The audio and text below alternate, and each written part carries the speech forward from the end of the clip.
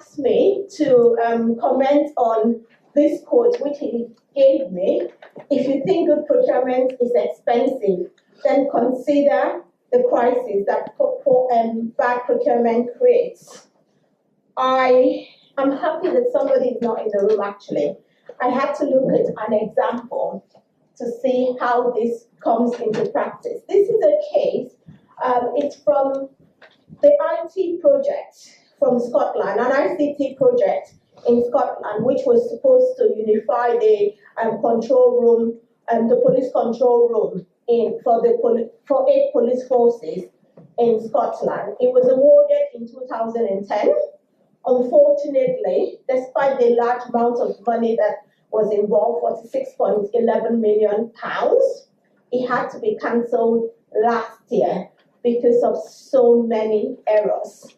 The project was supposed to last, the project, had it been successful, the contract was supposed to last for 10 years, and essentially it was supposed to help the Scottish government save up to £200 million over a decade. But unfortunately, they're back to square one now, trying to resolve issues and trying to see the way forward on how they can overcome this kind of situation. Looking at it, I was reflecting on reading the scenario arising from this, and you might think that the consequence of poor procurement practice is only maybe for your organization and maybe potentially for the supply community.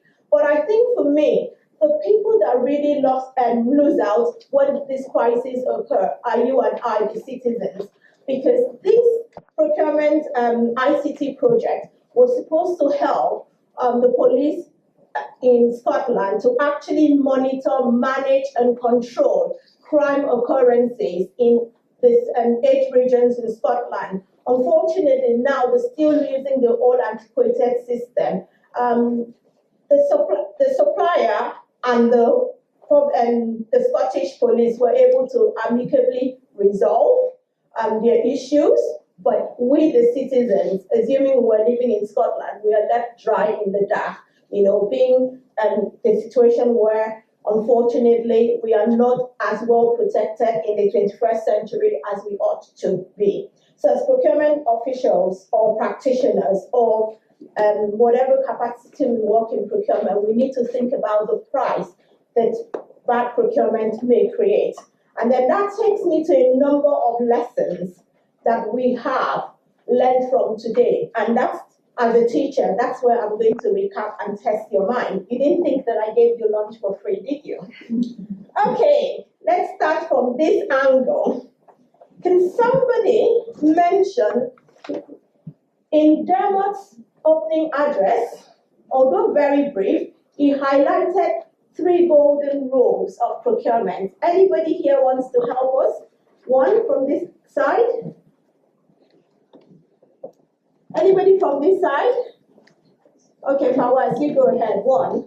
Don't let it happen again. Don't let it happen again. And then I add 1, learn from your mistakes.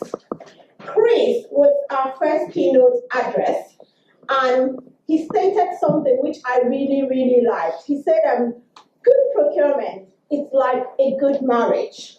It requires wisdom. He gave us 7 pillars of wisdom, which we should apply. Can anybody remember any pillar from here? Diagnosis. Diagnosis, yes. I mean, a marriage counselor will tell you that the first way to find out, when you're having problems in your marriage is to diagnose what the problem is. Okay, anybody else was from this angle? Prudence. Prudence, excellent. That was the U word. That's the one I love most. Understanding. Understanding. Well done, guys. You were listening. Okay, we then went on to James Foster, and I like how he put it. He said, prepare, anticipate, and plan. If you don't tell your story, someone else will. And this is when he was talking about how to communicate when a procurement crisis occurs. So you don't wait for the crisis to happen. You prepare your communication strategy, and you prepare to, and you anticipate that a crisis may occur, you plan for it. And if eventually it does, you tell your own story yourself. Don't let someone else do it for you. Otherwise, they will tell the wrong story. Fortunately, we then had Chris Scott, who talked to us about a number of things.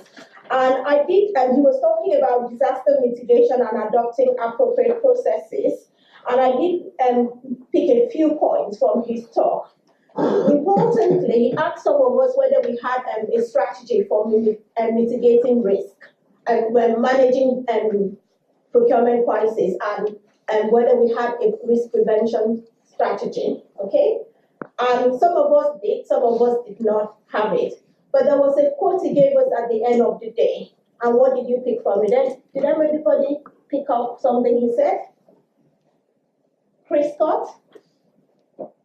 Okay, I will tell you, and I will not give you my drink tomorrow.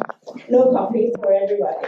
He said, if you don't get the boss in the room as part of your crisis planning strategy, then you have no strategy. Okay? Chris Pearson and Justin made some presentation to us. What was it about? Anybody want to fill us in on what they learned from them? Anna, you want to try?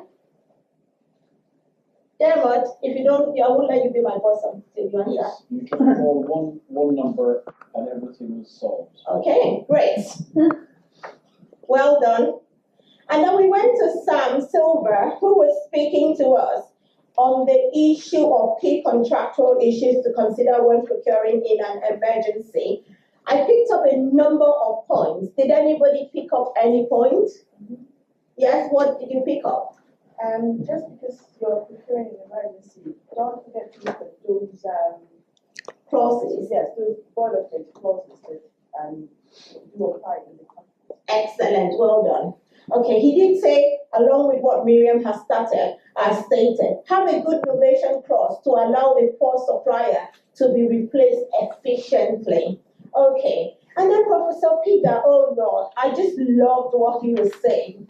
Yeah, he traced so much history. I never knew that I could learn both data and history from procurement until today. Did anyone pick up anything from Professor Piga?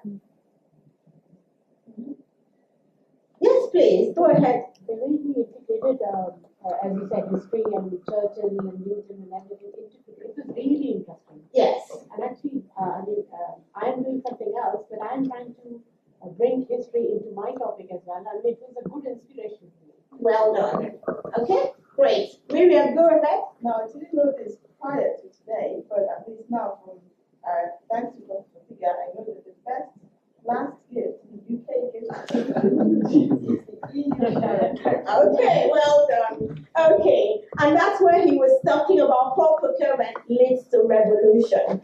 And I bet most of us will go ahead with revolutionary ideas about the way to take crisis management in procurement. Okay, then we moved on to the next session of speakers, where we had Rory, Anna-Marie, and Greg speak on a number of excellent issues relating to failures by supply and procurement crisis and the impact of failures by suppliers or by in-house purchasers.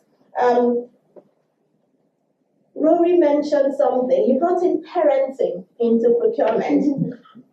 Did anybody find that exciting? The analogy he gave, what did you pick up? Yes, please, Anna? Use positive incentives, not just the stick, but also the carrot. Excellent. And I think that most of us are really, really guilty of that. We're always looking for what's in the penalty clause, what's in the penalty clause.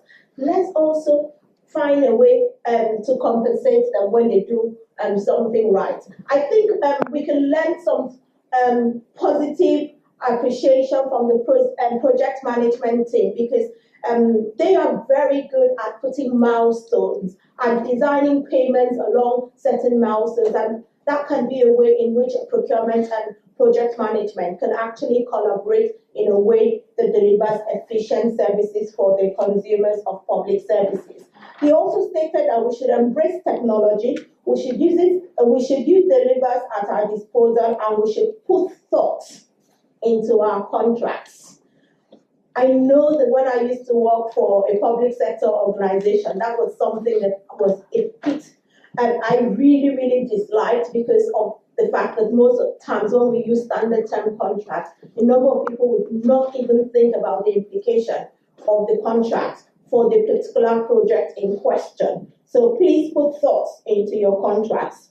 Anna Marie talked about a number of things. Who wants to share what she picked up from Anna Marie? The appropriate procedure, there is an appropriate procedure in procurement. That's not necessarily unwieldy or lengthy. Thank you, Bridget. That's excellent. And then you did mention the fact of perception versus reality. And this is something that we try to get across to practitioners, that the fact that you think something is the way it is, that does not necessarily mean it is. And I was really, really delighted with all the tools that you offered us. So thank you for your contributions. We then have Breathe. Okay, who wants to share what he or she picked up from Breathe? You must have picked up something. I think I'm going to have an abnormally low submission so that tomorrow I ask them to take away the chicken from the menu.